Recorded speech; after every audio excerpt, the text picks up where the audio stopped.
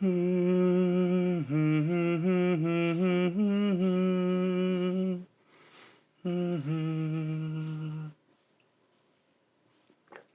morning. Welcome back to It's Lit with Mitch.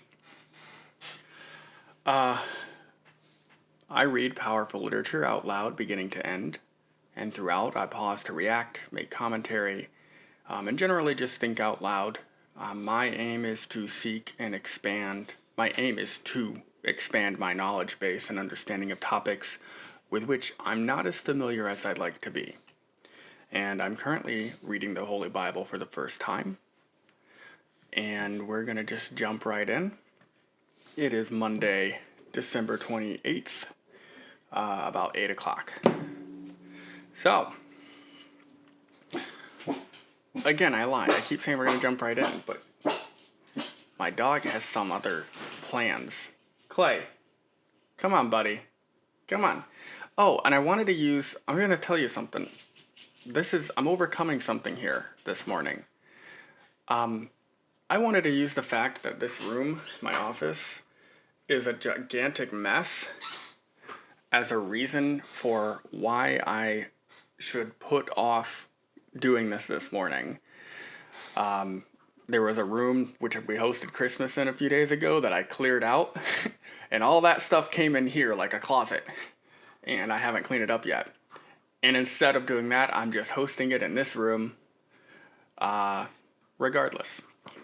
But anyway, I lied about jumping right in because I realized the format that looks good is that I'm not so good at thinking about these things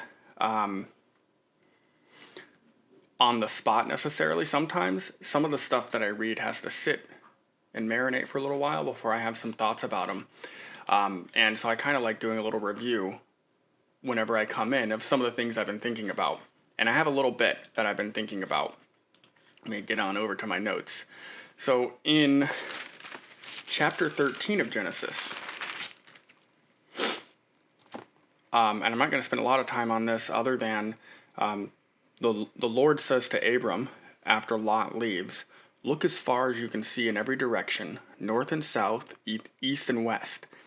I am giving all this land, as far as you can see, to you and your descendants as a permanent possession.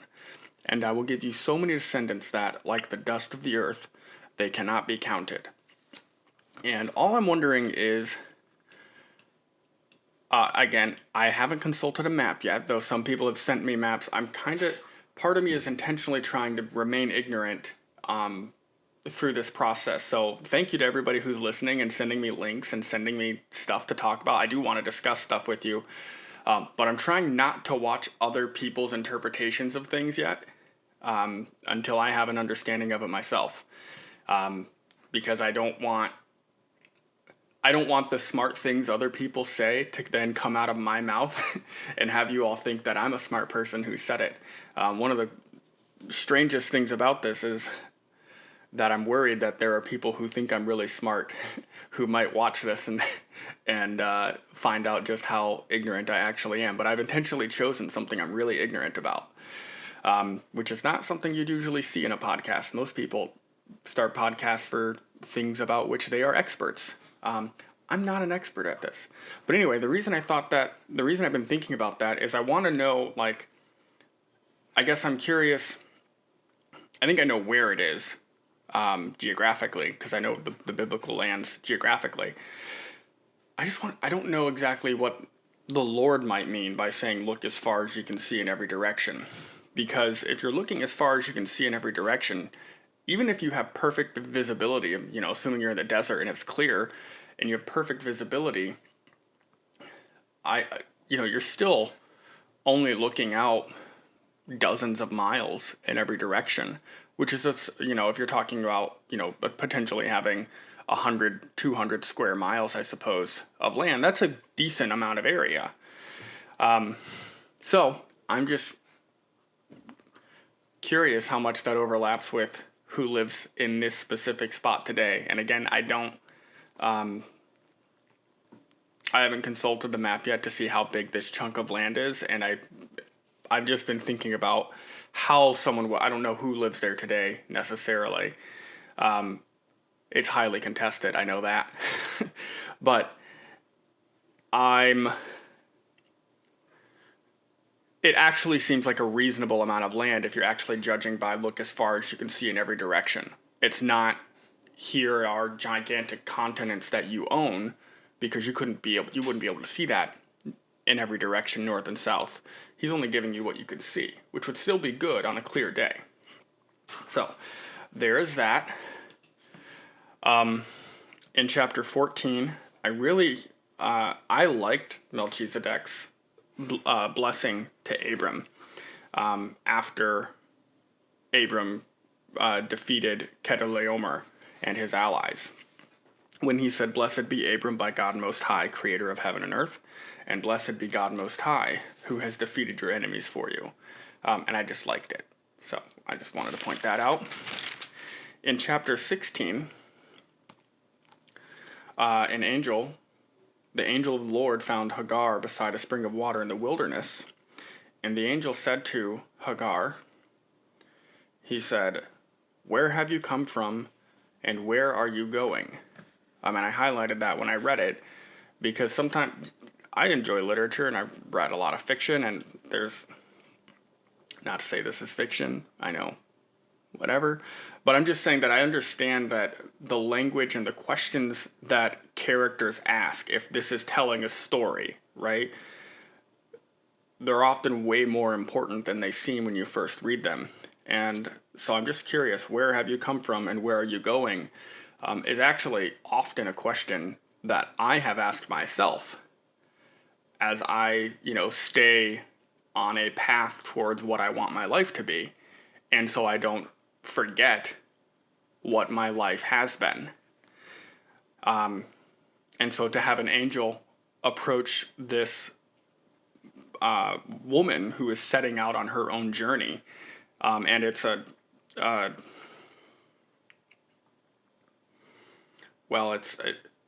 of a journey. It's like, the reminder there was interesting to me. So I just thought that was great. In chapter 17, there's a lot, actually. The biggest thing from chapter 17, because I'll get to a lot of this later on, but the biggest thing is when Abram was 90 years old, the Lord appeared to him and said, "I am El Shaddai, God Almighty." And this is what he says: "Serve me faithfully and live a blameless life."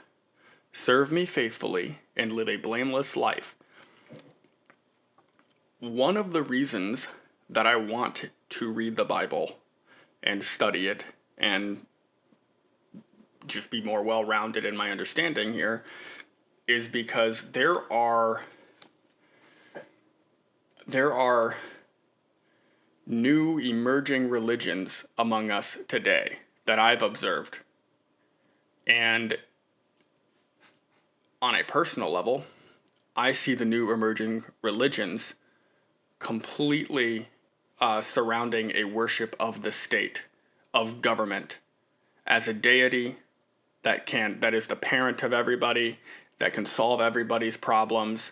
Its bureaucracies can reach out and help people, and as long as their goal is to help people, if they serve Leviathan faithfully, they will live a blameless life. So this is the first outright statement that I've read that to me perks me up and says this actually sounds abusive. To say, "Serve me faithfully and live a blameless life," it actually sounds like an abdication of personal responsibility. It's follow orders. If you're following orders, nothing you do is your fault. I gave the orders, and you're carrying them out. So that is one line that I would be curious if other people have a different interpretation of that, as I'm certain you do. I would want to know what that is. Next.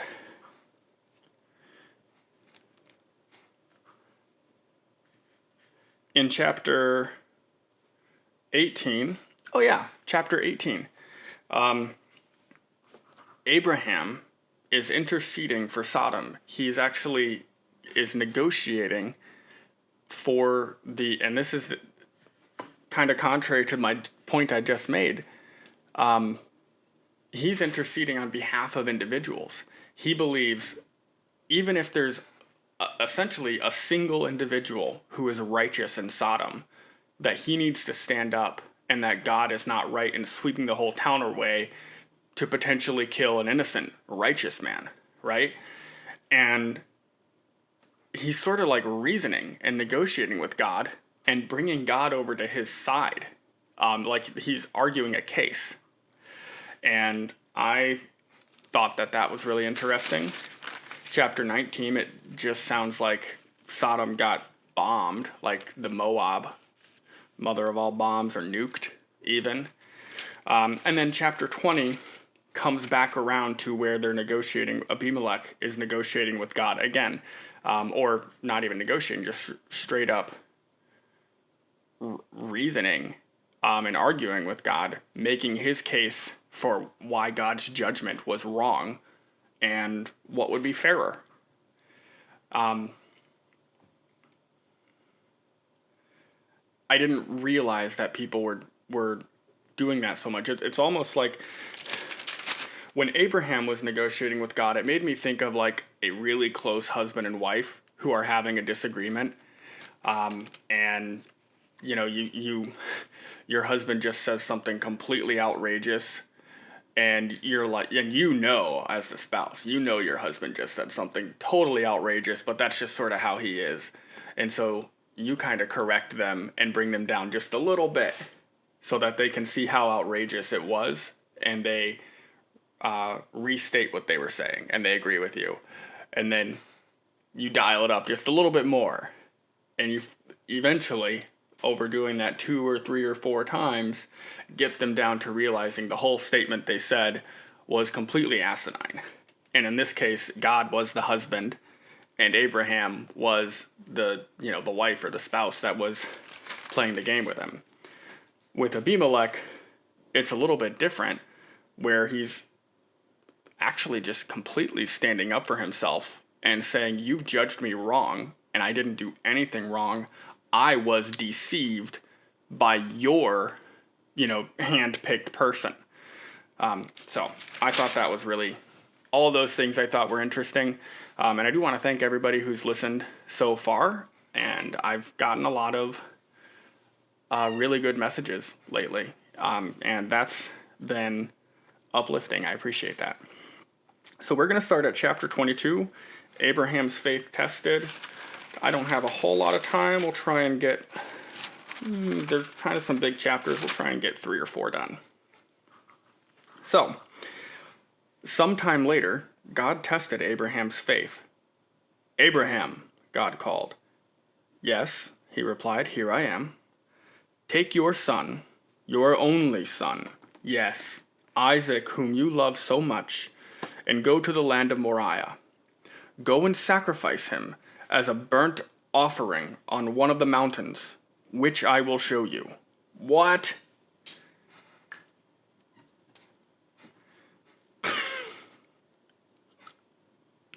Okay, the next morning, Abraham got up early. He saddled his donkey and took... So what I'm seeing here, and this is a lens through which I just view the world, which is individualism versus collectivism. Just constantly, that's how I view the world. God is very much not an individualist at this point in time. Yet a lot of the people that are communicating with God tend to be individuals. Like they tend to be more of an individualist. Otherwise, you wouldn't argue with God. You wouldn't fight against him. So, I have a feeling, I know, sort of what's happening next. And I don't think Abraham is about to fight him on this, but just that God's saying, take your only son, like this son doesn't have a right to his life. That's a question. Do you have a right to your life if God decides you don't? And the next question if I'm looking at the emerging religion, the younger religions that are just worship of the state, plain and simple, which we've seen reformation of this year. Do you have a right to your life if the government decides you do not? So anyway, the next morning, Abraham got up early. He saddled his donkey and took 2 of his servants with him, along with his son Isaac. Then he chopped wood for a fire, for a burnt offering, and set out for the place God had told him about. On the 3rd day of their journey, Abraham looked up and saw the place in the distance. "Stay here with the donkey," Abraham told the servants. "The boy and I will travel a little further. We will worship there, and then we will come right back." So Abraham placed the wood for the burnt offering on Isaac's shoulders, while he himself carried the fire and the knife. As the 2 of them walked on fire, Isaac turned to Abraham and said, "Father?" "Yes, my son." "We have the fire and the wood," the boy said, "but where is the sheep for the burnt offering?" "God will provide a sheep for the burnt offering, my son," Abraham answered, and they both walked on together. When they arrived at the place where God had told him to go, Abraham built an altar and arranged the wood on it. Then he tied his son Isaac and laid him on the altar on top of the wood, and Abraham picked up the knife to kill his son as a sacrifice. At that moment, the angel of the Lord called to him from the heaven, "Abraham! Abraham!" "Yes," Abraham replied, "here I am." "Don't lay a hand on the boy," the angel said. "Do not hurt him in any way, for now I know that you truly fear God. You have not withheld from me even your son, your only son." Then Abraham looked up and saw a ram caught by its horns in a thicket. So he took the ram and sacrificed it as a burnt offering in place of his son. Abraham named the place Yahweh Yireh, Yahweh Yireh, which means the Lord will provide.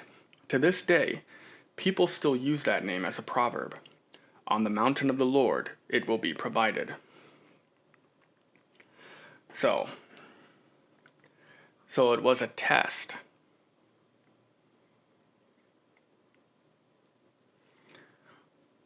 I condemn the test. I mean, wholly condemn that test. Then the angel of the Lord, and I would be curious if you disagree and you think that it was a what. I'm just thinking of this as like a father. If God is our father, who we worship,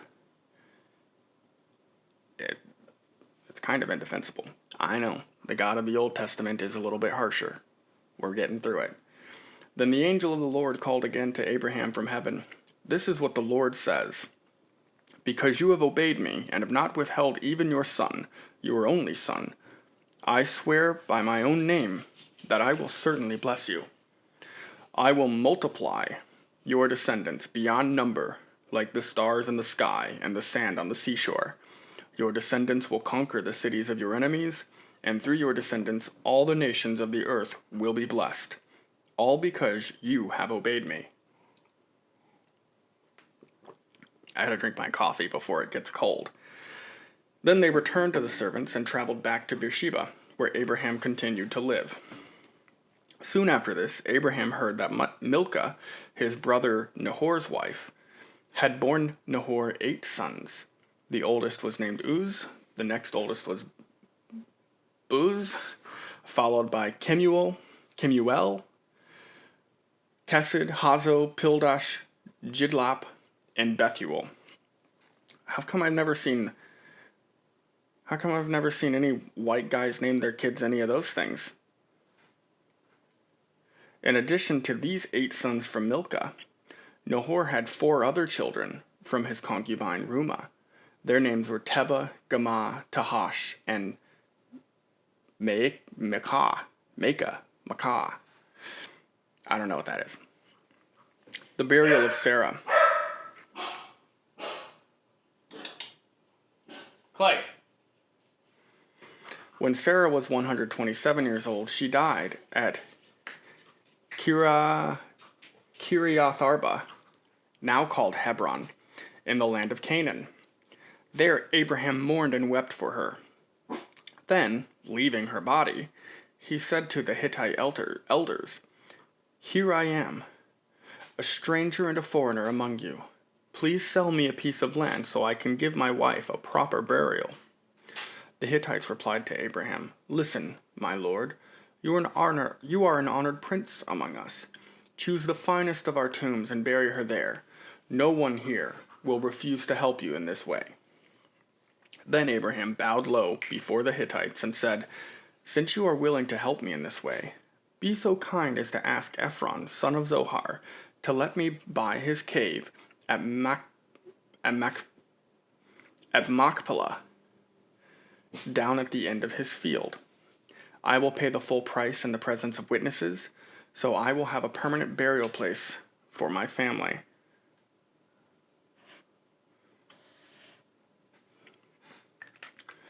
Ephron was sitting there among the others, and he answered Abraham, as the others listened, speaking publicly before all the Hittite elders of the town. "No, my lord," he said to Abraham, "please listen to me. I will give you the field and the cave. Here in the presence of my people I give it to you.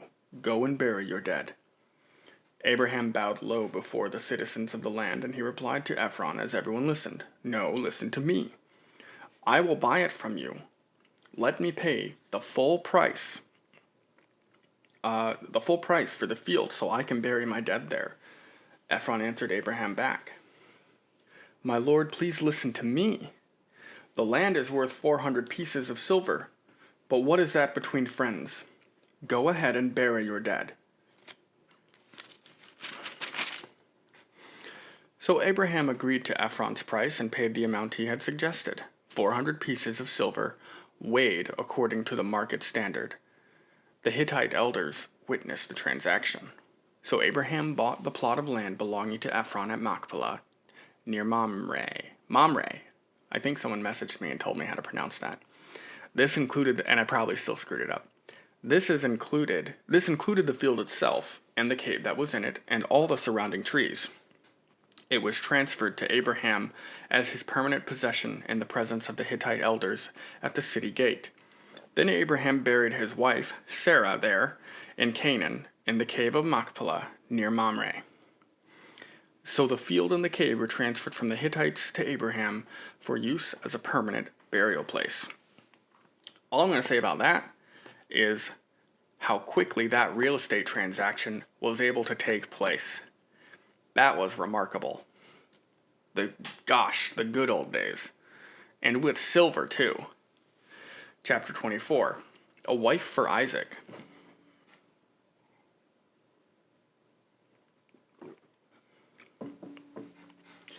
Abraham was now a very old man, and the Lord had blessed him in every way. One day Abraham said to his oldest servant, the man in charge of his household, "Take an oath by putting your hand under my thigh. Swear by the Lord, the God of heaven and earth, that you will not allow my son to marry one of these local Canaanite women. Go instead to my homeland, to my relatives, and find a wife there for my son Isaac." I'm going to start doing that in my house. Take an oath by putting your hand under my thigh and just see who does it. The servant asked, "But what if I can't find a young woman who is willing to travel so far from home? Should I then take Isaac there to live among your relatives in the land you came from?" "No," Abraham responded. "Be careful never to take my son there, for the Lord, the God of heaven, who took me from my father's house and my native land, solemnly promised to give this land to my descendants. He will send his angel ahead of you, and he will see to it that you find a wife there for my son. If she is, I can't help but fidget. If she is unwilling to come back with you, then you are free from this oath of mine, but under no circumstances are you to take my son there." So the servant took an oath by putting his hand under the thigh of his master Abraham. He swore to follow Abraham's instructions. Then he loaded 10 of Abraham's camels with all kinds of expensive gifts from his master, and he traveled to distant Aram Naharaim.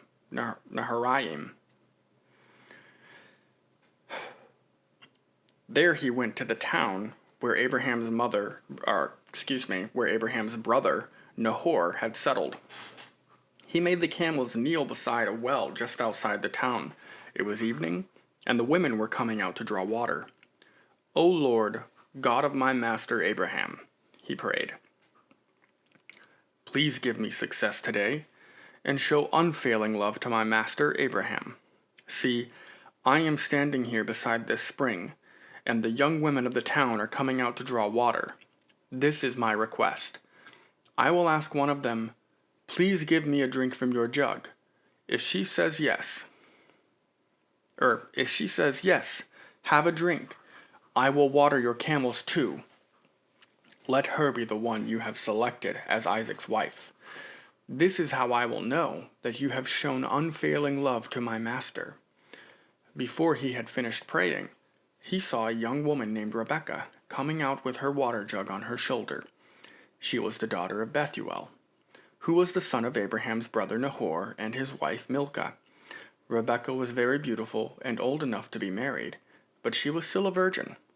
She went down to the spring, filled her jug, and came up again. Running over to her, the servant said, "Please, give me a little drink of water from your jug." "Yes, my lord," she answered. "Have a drink." And she quickly lowered her jug from her shoulder and gave him a drink. When she had given him a drink, she said, "I'll draw water for your camels too, until they have had enough to drink." So she quickly emptied her jug into the watering trough and ran back to the well to draw water for all his camels. The servant watched her in silence, wondering whether or not the Lord had given him success in his mission. Then at last, when the camels had finished drinking, he took out a gold ring for her nose and 2 large gold bracelets for her wrists. "Whose daughter are you?" he asked. "And please tell me, would your father have any room to put us up for the night?"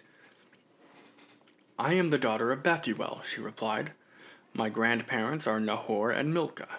Yes, we have plenty of straw and feed for the camels, and we have room for guests." The man bowed low and worshipped the Lord. "Praise the Lord, the God of my master Abraham," he said. "The Lord has shown unfailing love and faithfulness to my master, for he has led me straight to my master's relatives." The young woman ran home to tell her family everything that had happened. Now Rebekah had a brother named Laban, who had ran out to meet the man at the spring. He had seen the nose ring and the bracelets on his sister's wrists, and had heard Rebekah tell what the man had said. So he rushed out to the spring where the man was standing beside his camels. Laban said to him, "Come and stay with us. You who are blessed by the Lord, why are you standing here outside the town when I have a room all ready for you and a place prepared for the camels?" So the man went home with Laban, and Laban unloaded the camels, gave him straw for their bedding, fed them, and provided water for the man and the camel drivers to wash their feet. Then food was served. But Abraham's servant said, "I don't want to eat until I have told you why I have come." "All right," Laban said. "Tell us."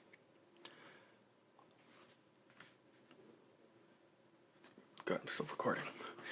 "I am Abraham's servant," he explained. And the Lord has greatly blessed my master. He has become a wealthy man. The Lord has given him flocks of sheep and goats, herds of cattle, a fortune in silver and gold, and many male and female servants and camels and donkeys. When Sarah, my master's wife, was very old, she gave birth to my master's son, and my master has given him everything he owns. And my master made me take an oath. He said, 'Do not allow my son to marry one of these local Canaanite women. Go instead to my father's house, to my relatives, and find a wife there for my son.' But I said to my master, 'What if I can't find a young woman who is willing to go back with me?' He responded, 'The Lord, in whose presence I have lived, will send his angel with you and will make your mission successful. Yes, you must find a wife for my son from among my relatives, from my father's family. Then you will have fulfilled your obligation. But if you go to my relatives from my father's lost my spot. But if you go to my relatives and they refuse to let her go with you, you will be free from my oath. So today when I came to the spring, I prayed this prayer. O Lord, God of my master, Abraham, please give me success on this mission. See, I am standing here beside this spring. This is my request.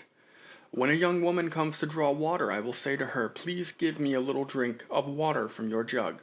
If she says, yes, have a drink, and I will draw water for your camels too, let her be the one you have selected to be my brother, to be the wife of my master's son. Before I had finished praying in my heart, I saw Rebekah coming out with her water jug on her shoulder. She went down to the spring and drew water. So I said to her, please give me a drink. She quickly lowered her jug from her shoulder and said, yes, have a drink, and I will water your camels too. So I drank, and then she watered the camels. Then I asked, whose daughter are you? She replied, I am the daughter of Bethuel, and my grandparents are Nahor and Milcah. So I put the ring on her nose and those bracelets on her wrists. Then I bowed low and worshipped the Lord. I praised the Lord, the God of my master Abraham, because he had led me straight to my master's niece to be his son's wife. So tell me, will you or won't you show unfailing love and faithfulness to my master? Please tell me yes or no, and then I'll know what to do next.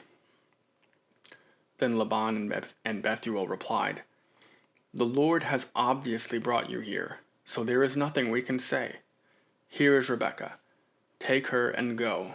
Yes, let her be the wife of your master's son, as the Lord has directed. When Abraham's servant heard their answer, he bowed low to the ground and worshipped the Lord.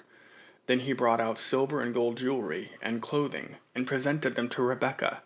He also gave expensive presents to her brother and mother. Then they ate their meal, and the servant and the men stayed with him. And the servant and the men with him stayed there overnight. But early next morning, Abraham's servant said, send me back to my master. But we want Rebekah to stay with us at least 10 days, her brother and mother said. Then she can go. But he said, don't delay me. The Lord has made my mission successful. Now send me back so I can return to my master. Well, they said, we'll call Rebekah and ask her what she thinks. So they called Rebekah.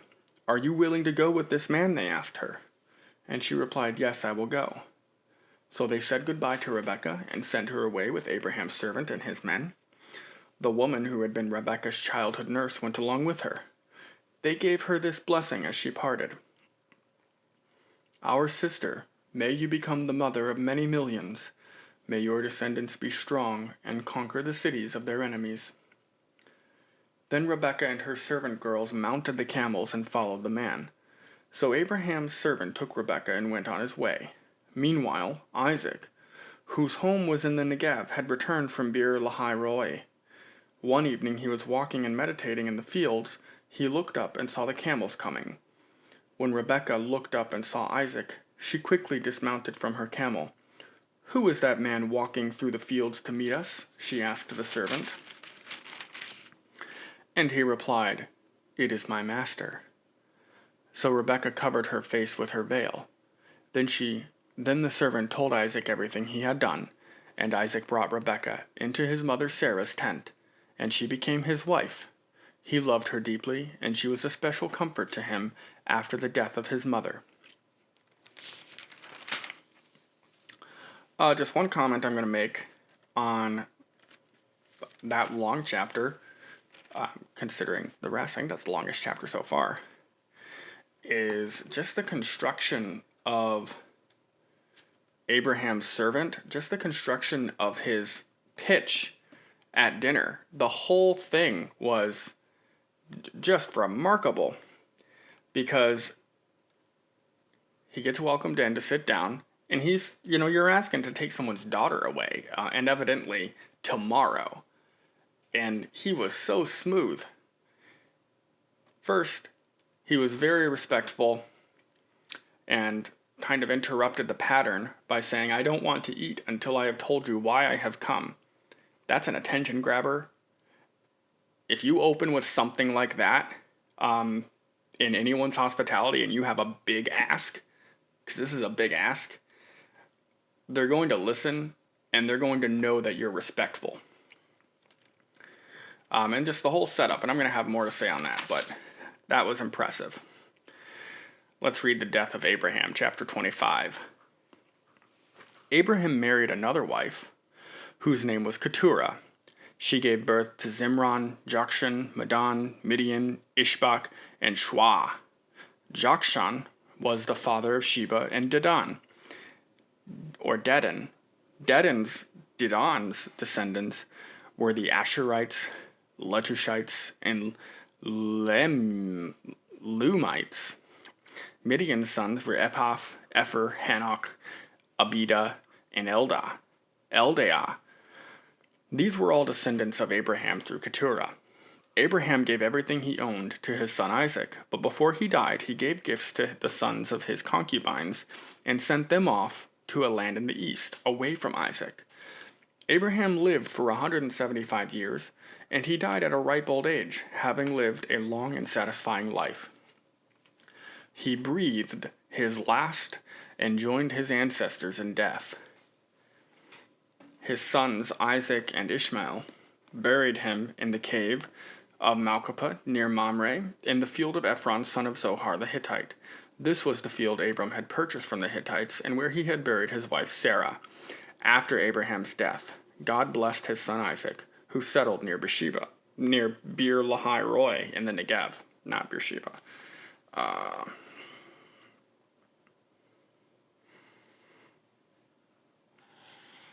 I appreciated that line. He breathed his last and joined his ancestors in death.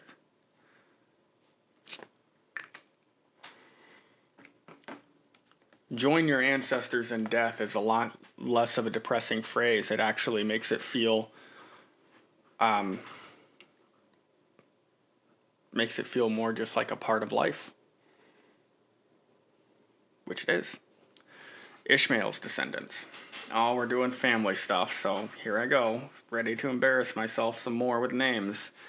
This is the account of the family of Ishmael, the son of Abraham through Hagar, Sarah's Egyptian servant.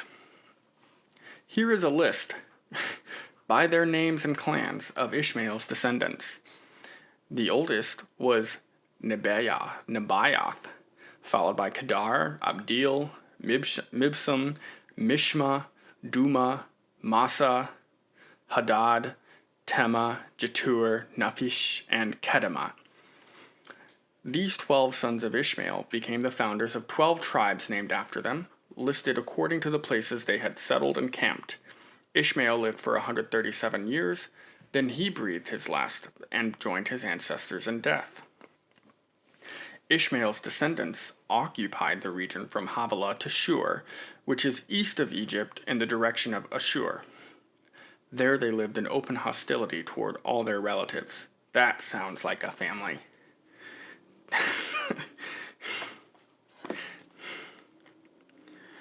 They lived in open hostility to all of their relatives.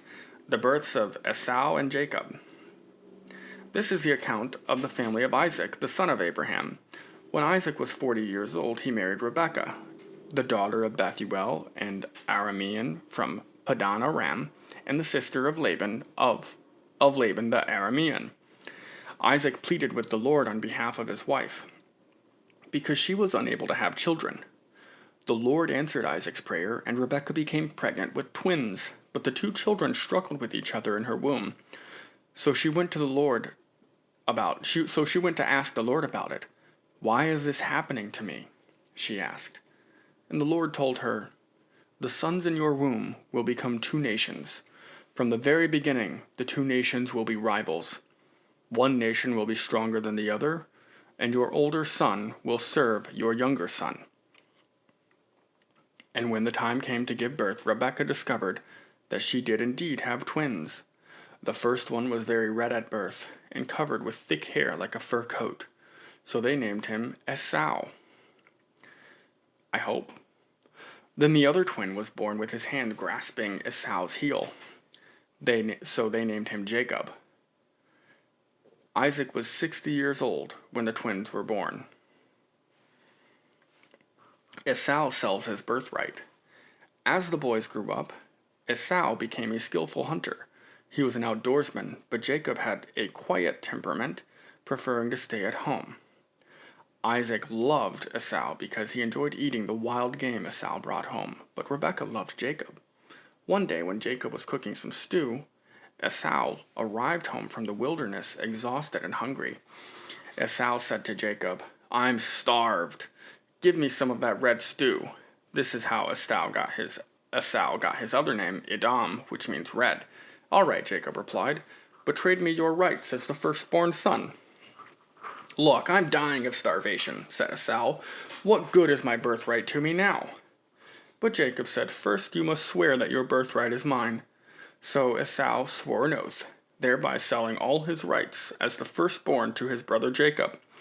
Then Jacob gave Esau some bread and lentil stew. Esau ate the meal, then got up and left. He showed contempt for his rights as the firstborn. That's another point. So one thing that's apparent there is that Jacob is the wiser of the two, and that it appears that one thing Jacob understands about the world is the importance of language.